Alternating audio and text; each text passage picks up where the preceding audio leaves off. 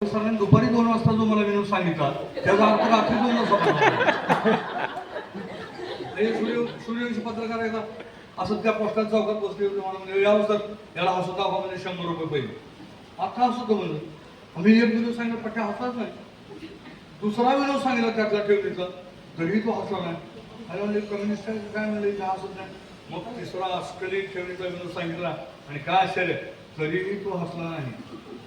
सूर्यवंशी साहेबांना म्हणलं या 100 रुपये हारून म्हणजे शरीर ते हसत का नाही ते म्हणजे याला ऐकूच येत नाही.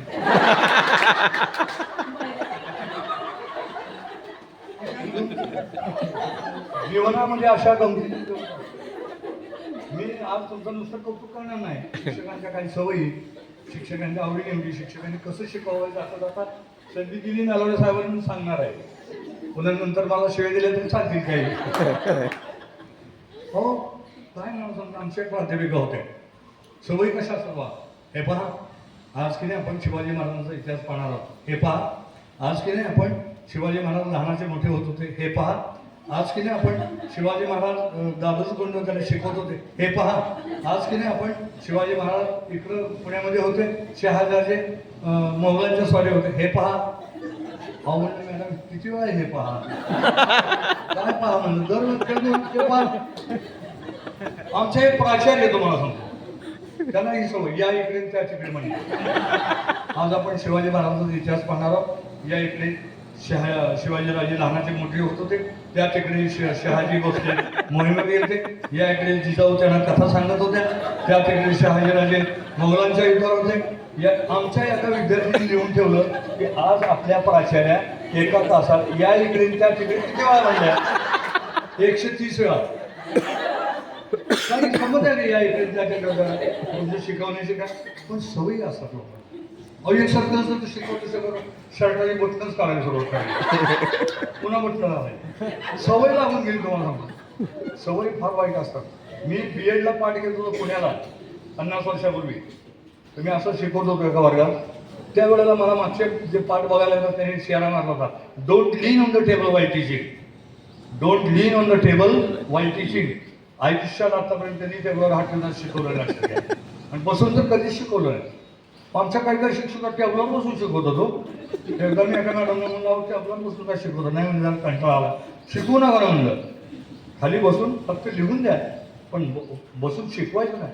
तर अशा काही काही सवयी तुम्हाला सांगतो असतात. आता आमच्या एक मॅडम प्रार्थनेला उभारल्या एकदा आता विश्वास केले ये वाक्य कोशावे कोशोनी मज द्यावे पसायदावे जे खांची व्यंकटी सांग. अहो म्हणलं मॅडम जरा स्थिर उभारायचं. माझं वय म्हणणं वर्ष आता 75 आहे. मी अजून स्थिर उभारतो म्हणून आरशाकडे कधीतरी उभारून आपण स्थिर उभारतो. काही शिक्षण मंडळी सुद्धा बघा भारत माझा देश आहे. आम्ही सारे भारतीय अलग अलग आहोत. आणि तुम्हाला 2 मिनिटं 3 मिनिटं हात गच्च उभारला कसा देश उभारणार तुम्ही. ह्या सवय बदलल्या पाहिजे. आणि म्हणून मला नेहमी वाटायचं की आपण शिकवायचं शिक्षक आवर्जून व्हायचं नाही हसत हसत शिकवायचं. कॉलेज लाईफमध्ये आमच्या असे गंभीर शिक्षक होते हिंदीचे. यायचे नुसते उभा राहायचे ताट ना तोंडावर रेषा इकडे तिकडे नाही तासभर शिकवायचे निघून जायचे. माझ्या मनात आला यांची आता गंमत करा म्हणून मी मधल्या सुट्टीत फळ्यावर लिहिलं तर फळा नाही फळ्यावर मधल्या सुट्टीत मी लिहिलं टांग टिंग टांग टिंग टांग टिंगा. आंब्याच्या झाडाला शेवग्याच्या शेंगा आणि 500 सालांच्या रसाला डांगर टिंगा. वर्गात आले मोठा भिंगाचा चष्मा असं फळ्याकडे बघितलं पुन्हा मागं बघितलं. कोणतरी विद्यार्थी मागं असतात. सोपलं मी नेमकं पुढे बसलो होतो. त्याला सोपलं मी एका वर्गात होतो. आम्ही पुढे बसलो होतो. सारखं मागं होतं कुणी लिहिलंय फळ्यावर मागं खोडकर विद्यार्थी असतात. असं बघत बघतो आणि मी पुढे बसून पोट मिटले होते आणि मी गाणं म्हणत होतो गुमनाम है कोई बदनाम है कोई किसको खबर कौन है वो अनजान है कोई गुमनाम है कोई. जे गेले ना असं त्याला पाठवावं लागेल. मग गेलं का म्हणजे फळावं म्हणजे क्लास कंट्रोल नाही. कुठला विद्यार्थी काय करतो काय शिक्षकांचं क्लास कंट्रोल नाही. काही कोणी झोपलेलं असतं काय करतं. परवा एक जण असाच कंटाळा माझ्या वाटतं झोपलाच घोरायला लागला. शहराचा म्हणजे हळू घोर म्हणला ते म्हणलं तुझ्या बापाचं काय चाललंय मला, मी मोठ्याने ओरड. तसं नव्हे म्हणला, माझी झोप मोड व्हायला लागली तसं काय आठवत असतं मग टाळ्या वाजवावर का तसं काय वाटलं तर. पण एकदा काय झालं माहिती ना नारोडे साहेब, मी असंच भाषण करलो, टाळ्या वाजवत बंधू भगिनी, मला वाटलं आपलं किती भाषण चांगलं चाललं. 1.5 तास बोललो मी. आले की नारोडे साहेबासारखा एक सर काठी घेऊन असं इकडं तिकडं बघायला. मी म्हणलं काका माझा मी थांबवतो आता. नाही नाही तुमचं चालू राहिलं नाही, तुम्हाला इथं कुणी बोलत त्याचं नाव सांगा.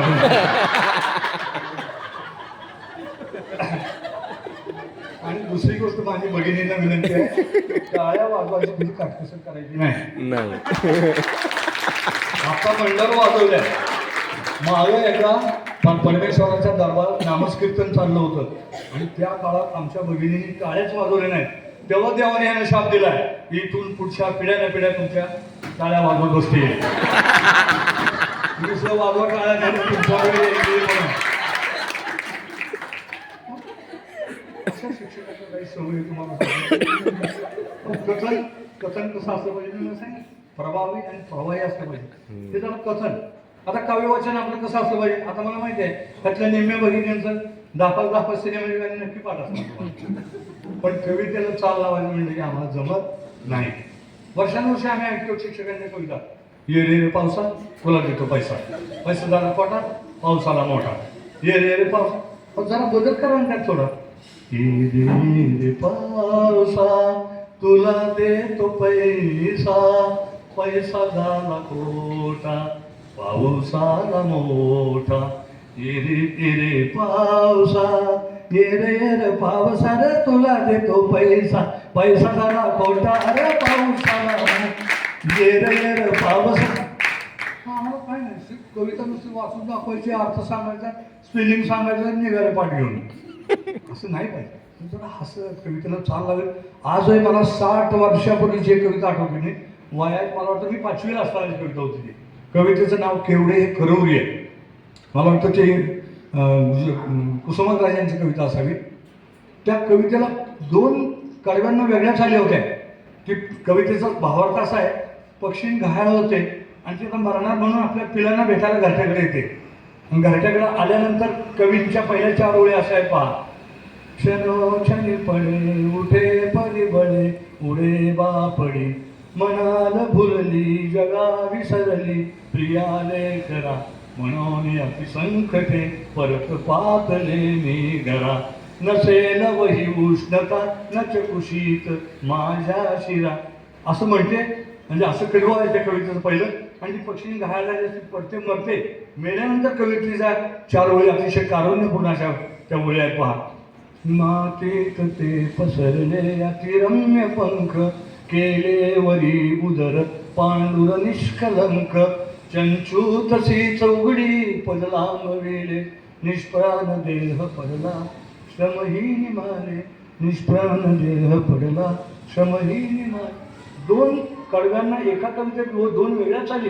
आमच्या हायस्कूलच्या शिक्षकांनी हे करून घेतले. आता जाता जाता विसरला पण मुद्दा सांगतो. आज थोडं उकरतंय तरी पण मी जॅकेट घातलं. का घातलं त्याचा किस्सा सांगतो. मी DED कॉलेज नुकताच लागलो होतो. साधा आपलं नारळे साहेबांचं पॅन्ट बुशर्ट घालायचो. मी एकदा नोटीस बोर्ड वाचत होतो.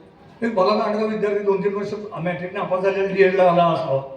माझ्या खांद्यावर हात ठेवून नोटीस वाचायला लागला. असं बघितलं म्हणला, सर तुम्ही आता म्हणलं सॉरी म्हणून म्हणलं आपण काहीतरी टाय बी लावला पाहिजे. मग तेव्हापासून मी टाय बी लावून इन्शर्ट वगैरे करून शाळेत आहे. सावळे सर आले बरं. एकदा असंच गोव्याला गेलो. आम्ही 6 शिक्षक होतो. एका शिक्षका म्हणाले तू गोव्यात आला कालपासून कपडे बदल ना. गोव्यात कोण ओळखते म्हणलं आपल्याला. 2 दिवस झाले एकच सफारी आम्हाला तुझे बदल ना म्हणलं तू. नाही म्हणला काय ओळखतो. मग आम्ही एका हॉटेलमध्ये गेलो. 5 खुर्च्या म्हणल्यावर आम्ही 5 जण बसलो. मडक्या कापडातला शिक्षक उभा राहिला. तेव्हा ते वेटर खुर्ची आणायला गेला. तेवढ्या ते फॉरेनर बाई तिथं आल्या. राहिल्याला दिसत आहे. त्या बाई ह्याला उभा राहिला. मग मडक्या कापडाला शिक्षकाला बघून त्यांना वाटला वेटर आहे काही. त्या म्हणाले वेटर आय वॉन्ट टी. म्हणजे sister he is not waiter, he is teacher. हो सॉरी म्हणून येऊन गेलं. म्हणजे कालपासून तुला कपडे बदलणार. आमच्या कॉलेजच्या प्राचार्य सुद्धा साड्या घालायच्या. आणि आमच्या शाळेतले शिपाई आपण असायचो. आमचे पालक आले ते तिच्याकडेच जायचे. आम्ही म्हणलं प्राचार्य मॅडम म्हणला हो ते शिपाई 4थ्या वर्गातल्या ते 4th श्रेणीची बाई अपटूडेट राहायची. लोकांना वाटायची प्रिन्सिपल आहे की कॉलेजमध्ये तिकडे. आता उद्या जर माझ्यासारखं एखादा कोड हॉल बसला तर नलवडे साहेब जाईल का? माझ्याकडे येईल काय कोड तसं त्या मी म्हटलं मॅडम त्या बाईकडे आता शिपाई बाई यायची म्हटलं तुम्ही जरा चांगल्या साड्या घाला ना, आता तुम्ही चांगले कपडे घातले मला बरं वाटतं. कपडे चांगले घातले पाहिजे. त्यांच्या काळातले जुने शिक्षक पायजामा रस्ता झाडत निघाला गुडघ्याच्या खाली शर्ट. पण कपड्याचा किती फायदा झाला तुम्हाला गाड्याला किस्सा खरा किस्सा सांगतो मी. सोपर साहेब मिनिस्टर होते आणि मी पुढं बसतो नेहमी गाडीत, ते मागं मिनिस्टर बसणार. मी पुन्हा गाडीत उतरलो, पोलिसांना काय माहिती आहे मागं मंत्री आहे म्हणून, मला सॅल्यूट घालणार त्यांनी. मी म्हटलं हो मागं मंत्री मागं आहे. मंत्री महोदयाला उतरायला वेळ लागला, तेव्हापासून मग मी ते उतरल्यावर मागणं उतरायचं. हा कपड्याचा फायदा होतो.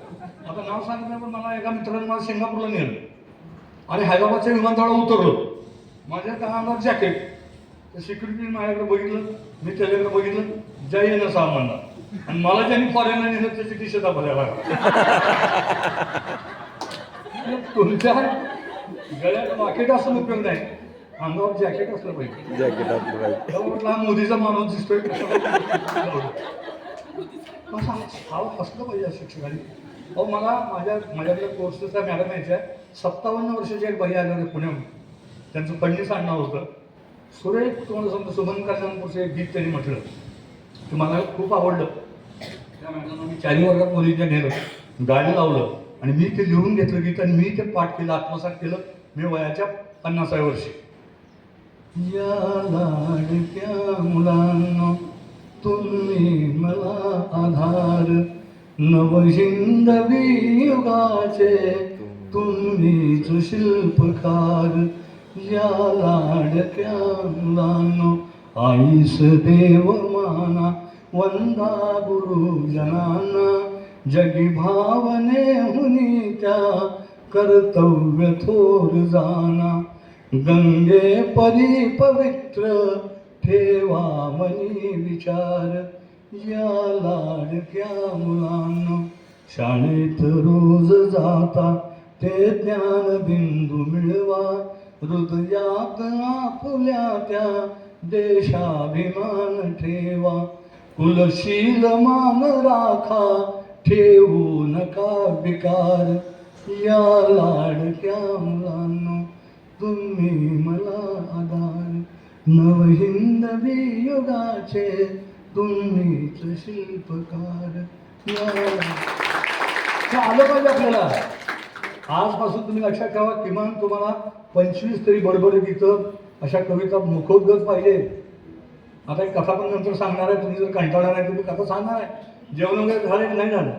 जेवण थोडा अल्पपात तरी झालं की. म्हणजे कसं आहे उपाशीपोटी काय तत्वज्ञान ऐकून उपयोग नसतो.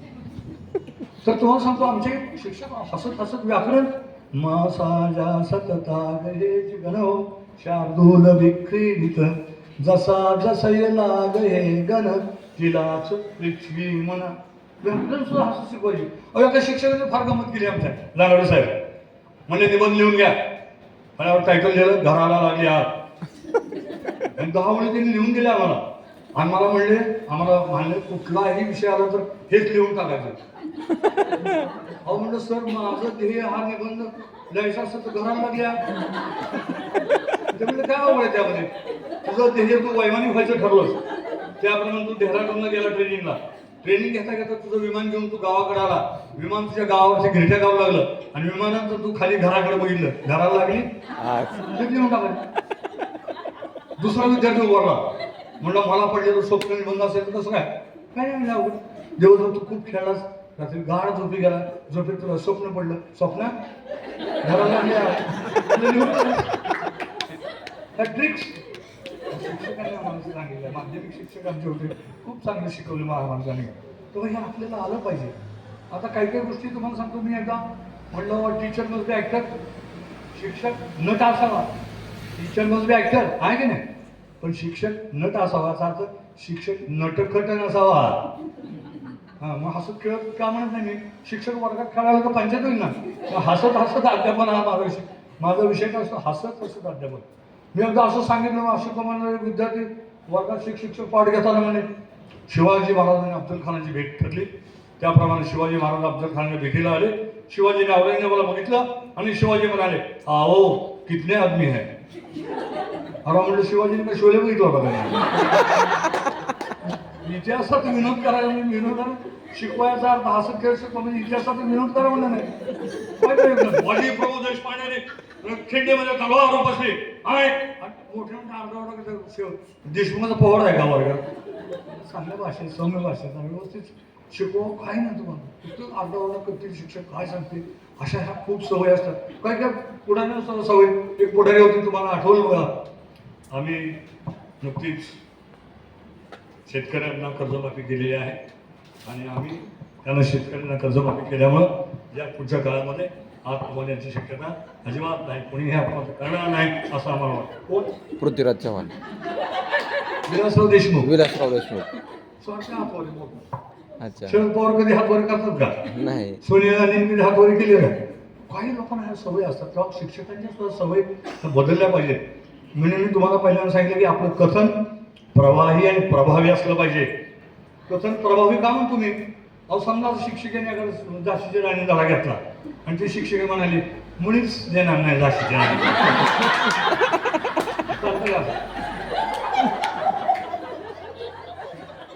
मेरी झांसी नहीं दूंगी तुम मुझे खून दो मैं तुम्हें आजादी दूंगा. गांधी म्हणाले चले जाओ. गांधी म्हणाले जाओ जाओ तुमची पाहिजे भरली आता जाओ. गांधी असं म्हणाले तुमची पाहिजे भरली. आवाज आला सामर्थ्य असलं पाहिजे. मेरी झांसी नाही दूंगी म्हणल्याबरोबर विद्यार्थी शहारे उभारले पाहिजे. आम्ही करतच नाही प्रयत्नच करत नाही. घ्यायचं पाठ घ्यायचा पाठी टाकायची निघाले. तुम्हाला सांगा असं करू नका जीवनामध्ये. लहान मुलं तुमच्या ताब्यात आहेत. लहान मुलांना किती गंमत असते शिकवायला. आनंद एक पाचवीतला विद्यार्थी एकदा दोघं विद्यार्थी उशिरा आले. मी म्हणले का उशिरा आला? तर म्हणलं सर माझा रुपया हरवला होता. दुसऱ्या मुलाला म्हणलं तुला का उशिरा आला? म्हणलं त्याच रुपयावर पाठवून देऊ. ते हल्ल्याचं मी कसा हल्ला? फार आमचा एक नातू फार हुशार आहे. तुम्हाला मुलं किती हुशार असतात. आनंद घ्यायला शिकलं पाहिजे.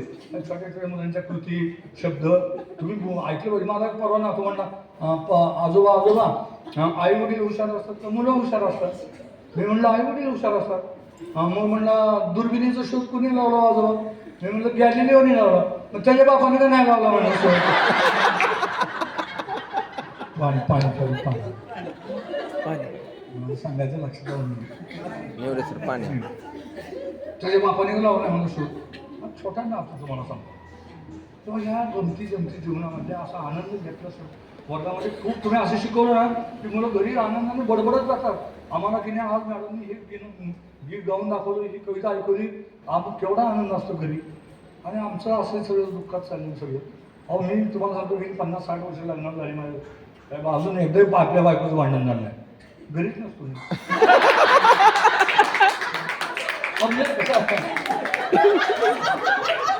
सारखी व्याख्यान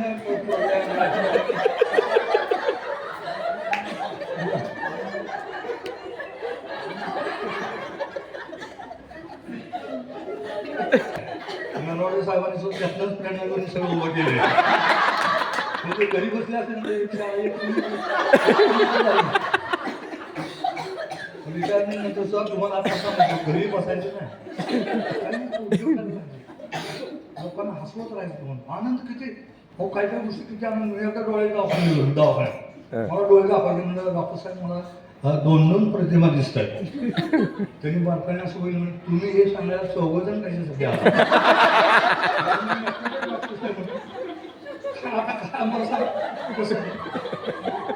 परवा माझं एक ऑपरेशन करताना ऑपरेशन करतो टॉन्सिलचं माझा जीवनामध्ये मी घाबरलो. डॉक्टरांना डॉक्टर साहेब माझं पहिल्यांची वेळ ऑपरेशनची फार भीती वाटते. डॉक्टर म्हणले काळजी करू नका मग ऑपरेशनची सुद्धा माझी पहिलीच वेळ आहे म्हणजे. अशा गमती समजा आनंदामध्ये आनंद घ्यायला शिकलं पाहिजे. परवा मी एकदा बसमध्ये येत होतो. एक शिवाजी महाराजांची भूमिका करणारा नट असावा कोणीतरी. तो बसमध्ये चालला. कंडक्टर म्हणा तिकीट काय शिवाजी राजांना तिकीट मागतात. स्वराज्य आम्ही निर्माण केलं आम्ही जरा पुढे जाऊ दिलं. मी कंडक्टरच्या कानात 2 शब्द सांगितले. 5 मिनिटांनी कंडक्टर ओरडला राजे रायगड आला. गेलो उतरून. त्या आनंद जीवनामध्ये छोट्या छोट्या गोष्टी वर्गात त्या आनंद तिथे परत 2 बायका भांडायला लागल्या कुरडोडी करा काहीतरी भांडणं चालली होती. ती एक बाई म्हणजे तुला बुकीच्याच बारशीला पाठवली म्हणजे हां. हळू एक म्हातारी म्हणजे बाई मला हळूच मला सेंद्रीला उतरायचं.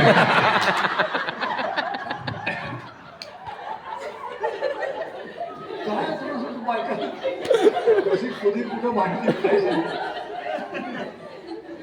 म्हणून हसलं पाहिजे जीवनामध्ये.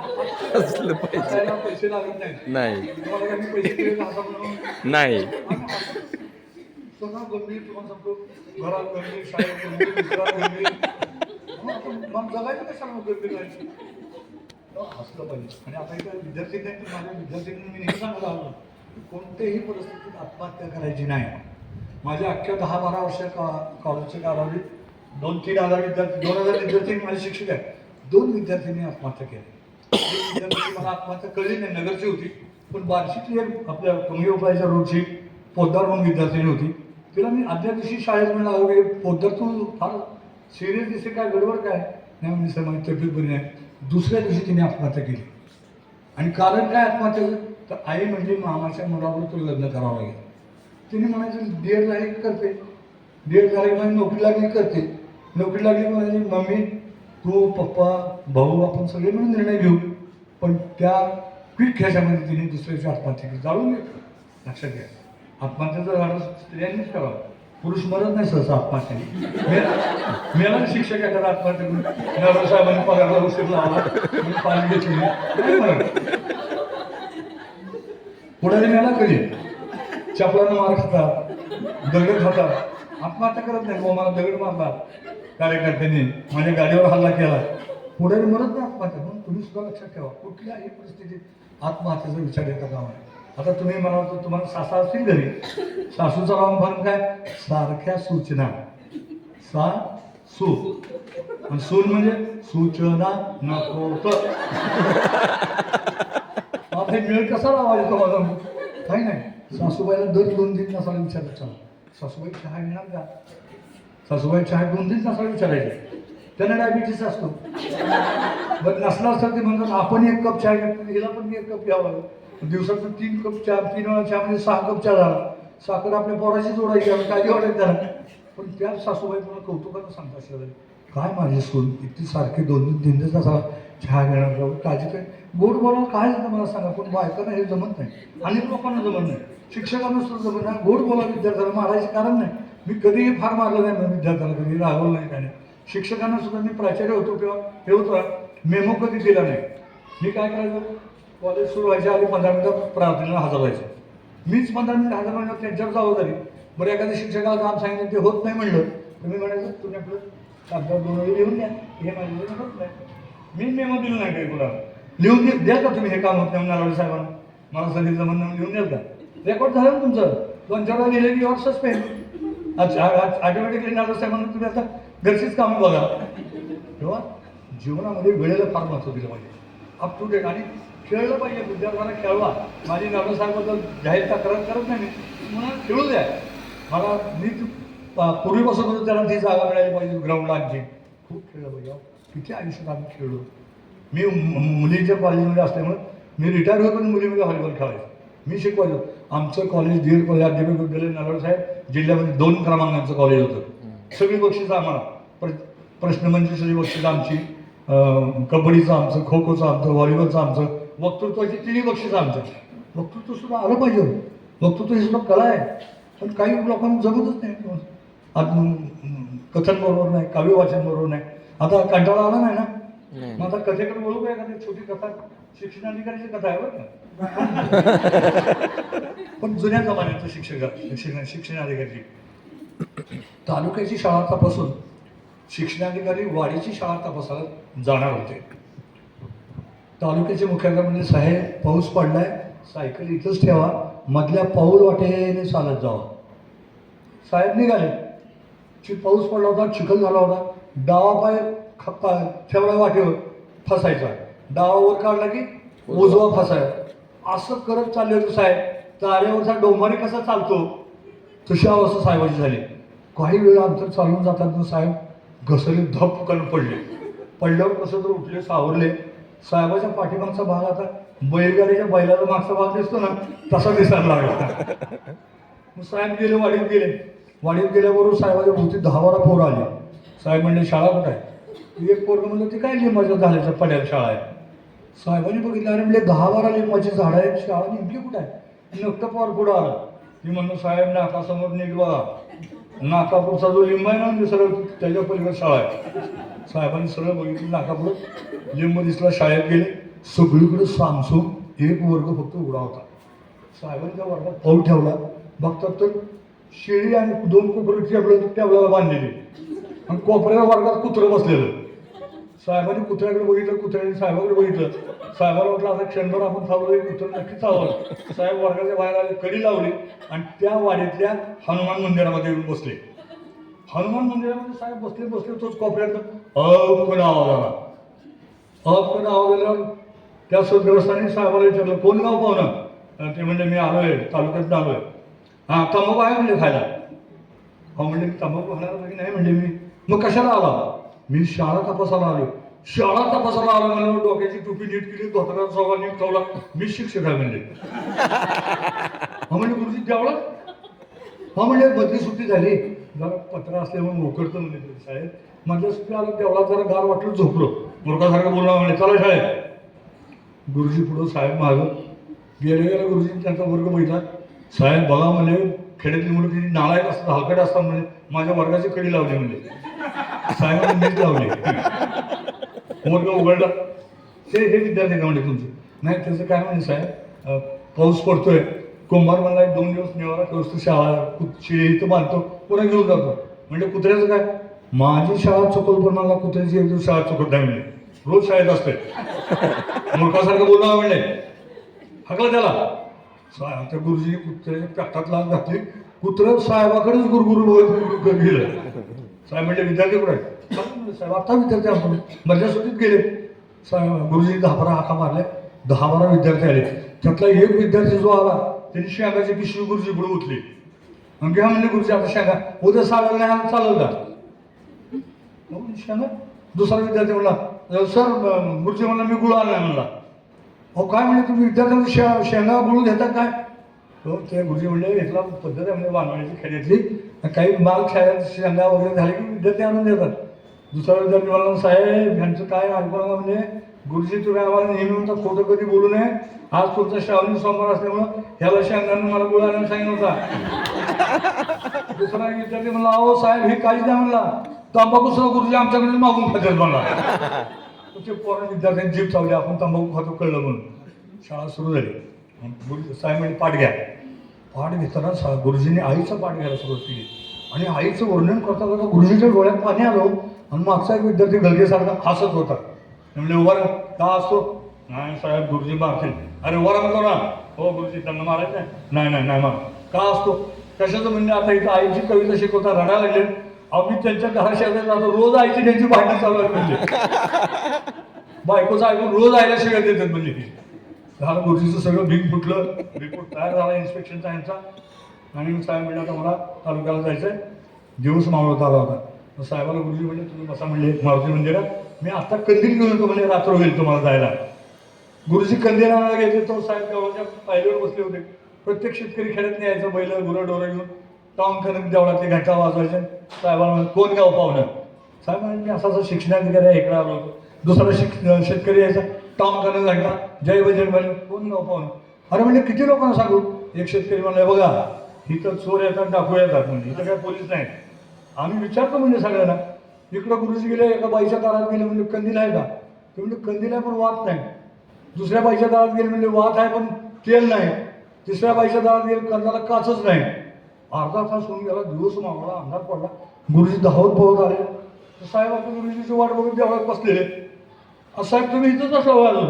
अहो म्हणजे तुम्ही कंदील आणतो म्हणून मला गेला नाही, मला वाटलं इतक्या तुम्ही वाट बघण्याने गेला असाल काय की. पुन्हा कंदील आणायला गेले. पुन्हा कंदील पेटवून आणला. कसली एक विद्यार्थी म्हणजे ह्याला मधली वाट माहिती आहे घेऊन जावा.